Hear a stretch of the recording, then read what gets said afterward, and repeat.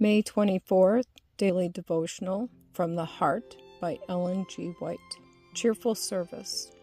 And we desire that each one of you show the same diligence to the full assurance of hope until the end. Hebrews chapter 6, verse 11. The Lord looks with approval upon the works of his faithful servants. It has always been the duty of God's chosen people to labor unselfishly, but some neglect the work they ought to do, and others are overburdened to make up for their deficiencies. If all would cheerfully do their part, they would be sustained, but those who complain and murmur at every step will receive neither help nor reward. God was displeased with the children of Israel because they murmured against him and against Moses when he had sent to be their deliverer. In a marvelous manner he brought them out from their bondage in the land of Egypt, that he might elevate and ennoble them, and make them a praise in the earth.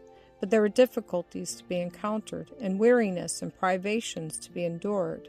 It was necessary for them to bear these hardships. God was bringing them from a state of degradation, and fitting them to occupy an honorable place among the nations, and to receive important and sacred trusts. They forgot their bitter service in Egypt.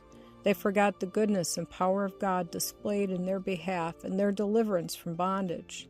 They forgot how their children were spared when the destroying angel passed over Egypt.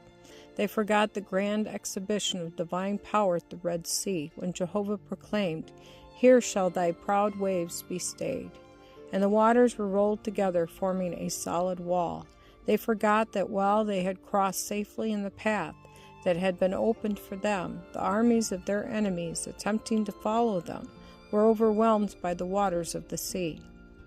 God does not bind upon anyone burdens so heavy that at every step he must complain of the load he is obliged to bear. It is the friction, and not the constant motion, that wears the machinery. It is the continual worry, and not the work they do, that is killing these persons. There is peace and contentment in the service of Christ. As he was about to leave his disciples, he made them this parting promise. "Peace I leave with you, my peace I give unto you. Not as the world giveth, give I unto you." John chapter 14, verse 27.